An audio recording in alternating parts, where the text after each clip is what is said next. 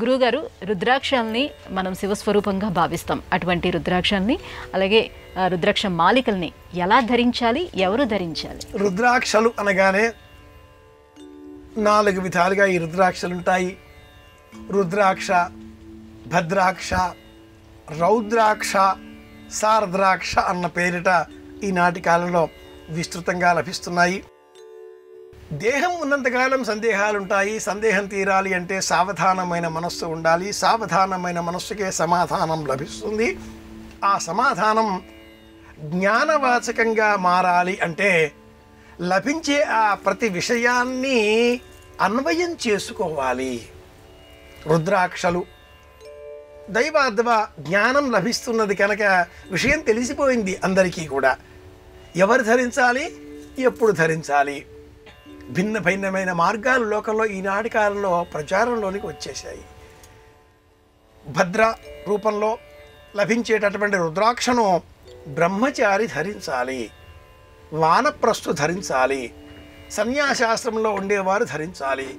గృహస్థు కూడా గృహస్థ ధర్మ జీవనం గడిపేటప్పుడు మాత్రమే ధరించాలి. అంతేకాని మన దుఃఖాలు పోవాలి, మనకు రోగాలు పోవాలి, మనకు ఆర్థికంగా ప్రయోజనాలు కలగాలి, మనకు విద్య రావాలి అనే స్వార్థపూరిత దృక్కులతో రుద్రాక్షలను ధరించరాదు. ఇది ప్రమాణం. శివుడి కంటి నీటి చుక్క నేలపైన పడి మొలిచిన మొక్క రుద్రాక్ష మొక్క అని మనకు శివపురాణం అభివర్ణించినప్పుడు అలా లభించేటటువంటి ఆ రుద్రాక్షలలో ఏకముఖి మొదలుగా ఒక ముఖంతో ఉండేటటువంటి రుద్రాక్ష మొదలుగా 32 ముఖముల వరకు ఉండేటటువంటి రుద్రాక్షలు 32 రకములలో లభించినప్పుడు అధిక సంఖ్యలో లభించేవి పంచముఖ రుద్రాక్షలు. ముఖమంటే రుద్రాక్షకు పైన దిగువన ఉండేటటువంటి ఆ చిహ్నములకు ఛిద్రములకు కలుపుకొని ఉండేటటువంటి గీతలు, విభాగములు, చారికలు.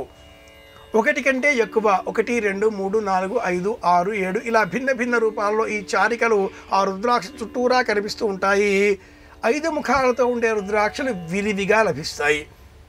రుద్రాక్షలను బాలికలు మాసిక నియమం లేకంటే పూర్వం, అలాగే మహిళలు మాసిక నియమాల విరామాల అనంతరం, మగవారు సైతం ధర్మబద్ధమైన జీవితాన్ని గడిపే కాలంలో మాత్రమే గళసీమలో ధరించాలి.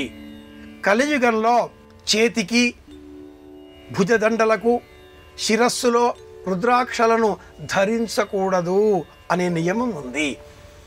దండ కమండలాలు కూడా కలియుగంలో ధరించకూడదు.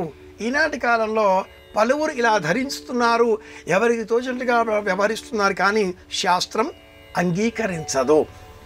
గళసీమలో రుద్రాక్ష ధరించినప్పుడు ఒక రుద్రాక్ష శివస్వరూపం. శివస్వరూపం మెడలో వేసుకున్నాం అంటే శివుడిగా మారుతున్నాం అన్న అర్థం ఇక్కడ భావించినప్పుడు శివుడే నేను. ఎలా ఉండాలి జీవితం?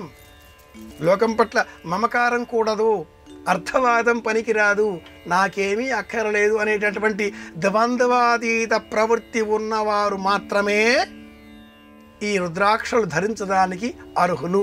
మిగతా వారంతా ఈ రుద్రాక్షలను అలంకారప్రాయంగా వేసుకున్న వారే అవుతున్నారు.